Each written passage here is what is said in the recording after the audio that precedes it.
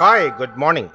हम लोग कर रहे हैं क्वेश्चंस को सॉल्व। CSIR नेट सितंबर 2022 शिफ्ट है मॉर्निंग वाली आज के एग्जाम की। आपकी मेमोरीज और मेरे जवाब।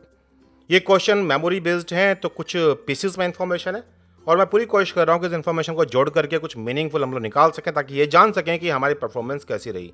पार्ट 2 है ये इस वीडियो का। चैनल सब्सक्राइब ना कर रखा हो तो कर लो, घंटी के साथ वीडियो को शेयर करो, लाइक करो और तुम भी कंट्रीब्यूट करो क्वेश्चंस में। जो क्वेश्चन तुम्हें आते हैं, याद हैं, शेयर करो हम लोग के साथ में और हम लोग उन्हें as early as possible discuss करेंगे। याद रखिएगा भाई, जब तक तुम मंजिल पर पहुंच नहीं जाते जर्नी कंप्लीट नहीं होती। चलिए हम भी अपनी इस जर्नी को आगे बढ़ाते हैं। एक क्वेश्चन जो आया है वो पेडिग्री को लेकर के था। शायद कुछ इस तरह की पेडिग्री बनी हुई थी जहां पर डिफेक्टेड दिखाए गए थे मुझे ऑफस्प्रिंग्स और नॉर्मल दिखाए गए थे पेरेंट्स। तो जब भी कभी पेडिग्री आती है तो सबसे पहले हम रूल आउट करते हैं कि ये डोमिनेंट है या रिसेसिव, क्योंकि जनरेशन स्किप है, पेरेंट्स के अंदर नहीं है, चिल्ड्रंस के अंदर है, तो हम इसे बोलेंगे ये है एक रिसेसिव डिसऑर्डर। अब बात आती है कि ये एक्स वाई लिंक्ड है या फिर ये ऑटोसोमल है। अगर ये वाई लिंक्ड होता तो केवल मेल्स को अफेक्ट होना चाहिए था और दोनों ही जनरेशन में, जो कि नहीं है, तो फिर ये वाई नहीं है।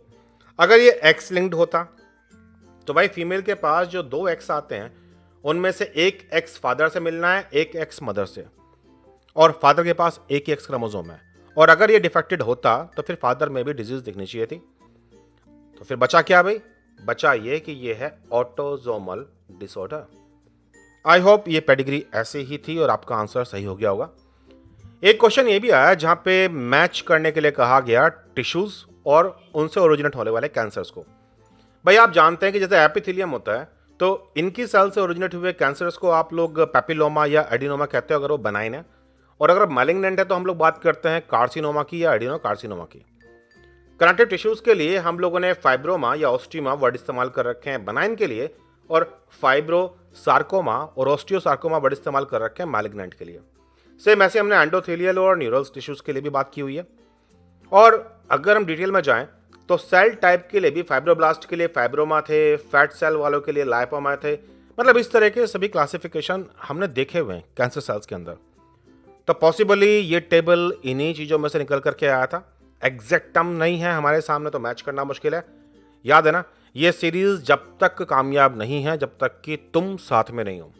भाई जब तुम अपने दिमाग पर जोर डालोगे, इतने सारे लोग हो, तो तुम्हें आंसर्स दिखाई देंगे, क्वेश्चंस क्या हैं, ऑप्शंस क्या थे, और फिर हम उन्हें प्रॉपर्ली सॉल्व भी कर पाएंगे। एक क्वेश्चन आया था कुछ व्हीट बनाना टाइप की क्रॉप्स के बारे में और कुछ वर्ल्ड के बारे में। तो शायद ये क्वेश्चन जो निकल करके आया है ये इस टेबल में से या इस डायग्राम में से आया है। एक साइंटिस्ट हैं वेविलोव्स। इन्होंने पूरे वर्ल्ड में जितनी भी क्रॉप्स पाई जाती हैं उनके लिए उन्होंने centre of crop origin define किए, लगभग 8 डिफरेंट टाइप के। इन्होंने ये बताया कि कौन कौन सी क्रॉप्स किस किस रीजन में डोमेस्टिकेट की गई। उन्होंने इसको क्लासीफाई करने की कोशिश की।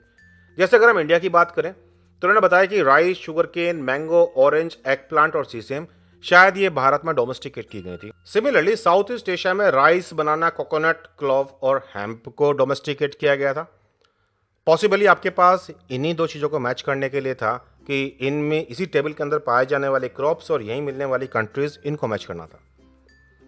एक क्वेश्चन ये भी आया है जिसमें सिम्प्लास्ट रूट और एपोप्लास्ट रूट की बात की गई थी। ये बात थी कि भाई पेड़ जमीन में से कैसे न्यूट्रिशन लेता है। तो 2 रास्ते थे। एपोप्लास्टिक रूट के अंदर न्यूट्रिएंट जो भी हैं वो सेल वॉल के अंदर एंटर कर गए और सेल वॉल के थ्रू ही होते होते सेल्स के बीच में से अल्टीमेटली जालम की वेसल्स तक पहुंच गए।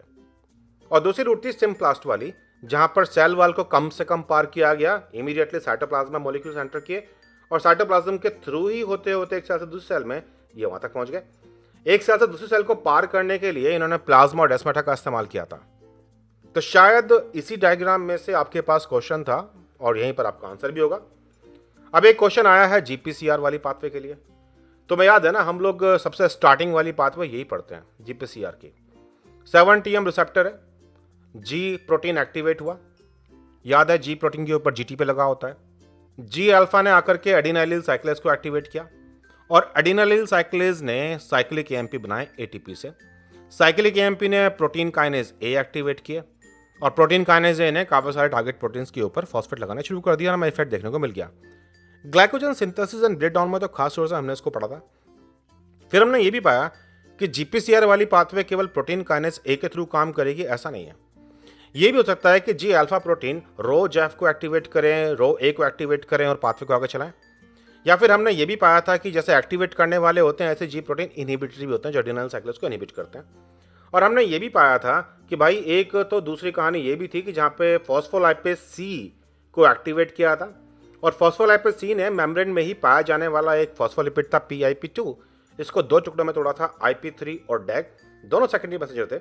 IP3 ने CA2 को मतलब कैल्शियम आयंस को एक्टिवेट किया, उन्हें रिलीज कराया एंडोप्लाज्मिक रेटिकुलम में से, और डैग ने मौका दिया प्रोटीन काइनेज सी को मेम्ब्रेन पर डॉक करने के लिए। और फिर दूसरी पाथवे स्टार्ट हुई, एनफैट वाली पाथवे। इसके अलावा हमने काफ़ी सारी पाथवे और भी देखी थी जिसमें NF कप्पा बी को भी हमने एक्टिवेट देखा था या फिर मैक अर्क रैफ पाथवे को भी देखा था। अब ये तो एग्जैक्टली तुम ही बता पाओगे कि ऑप्शन में कौन सी सीरीज के स्टेप रखे हुए थे जिसे हमें करेक्ट करना था। एक क्वेश्चन ये भी था जिसमें पूछा हुआ था क्रिस्टल्स के अंदर सोडियम और क्लोराइड का अरेंजमेंट की कुछ बात कर रखी थी। शायद क्वेश्चन कुछ इस तरह से था कि भाई सोडियम के चारों तरफ क्लोराइड कितने होते हैं। तो ये बीच में सोडियम है 1 2 3 4 5 और 6। हर सोडियम के चारों तरफ 6 क्लोराइड अवेलेबल है। क्रिस्टल के अंदर यही अरेंजमेंट देखने को मिलता है और पॉसिबली यही इसका आंसर भी था अगर क्वेश्चन ऐसे ही पूछा गया था। याद रखिएगा इस सीरीज में दो पार्ट हैं, एक तुम और एक मैं। जब हम दोनों मिलकर के टीम की तरह काम करेंगे, हम क्वेश्चंस को याद करेंगे, डिलीवर करेंगे और मैं कोशिश करूंगा उनका सॉल्व करने की, तो पता हमारे पास टाइम से पहले इन्फॉर्मेशन आ जाएगी। ये जो क्वेश्चन पेपर आपने दिया है ये तुम्हारे हाथ में आएगा भी कई दिन बाद जा करके, की भी बात में आएगी। इस बीच में जोश ठंडा हो जाएगा, खून ठंडा हो जाएगा और तुम भूल जाओगे कि तुमने गलतियां क्या कहती। तो इंडियड एग्जाम के बाद के जो नेक्स्ट 24 आवर्स होते हैं ये मोस्ट इंपॉर्टेंट है अपने करेक्शंस करने के लिए, ये जानने के लिए आप कितने सही थे कितने गलत थे। यहाँ जो आपको याद रहेगा वो बाद में याद नहीं रहता। आपने देखा है ना, हम लोग कई बार गलतियां बार बार रिपीट करते हैं क्योंकि सही टाइम पर हम उनको सही करना नहीं सीखते।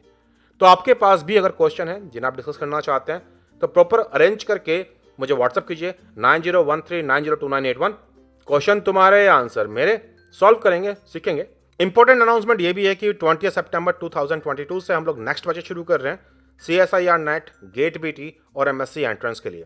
19 सितंबर तक हैवी डिस्काउंट्स अवेलेबल हैं।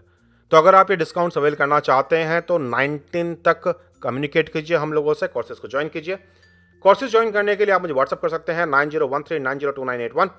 चलिए दिमाग पर जोर लगाइए और क्वेश्चन याद कीजिए, भेजिए और सॉल्व करते हैं उन क्वेश्चनों को। तब तक के लिए बाय बाय।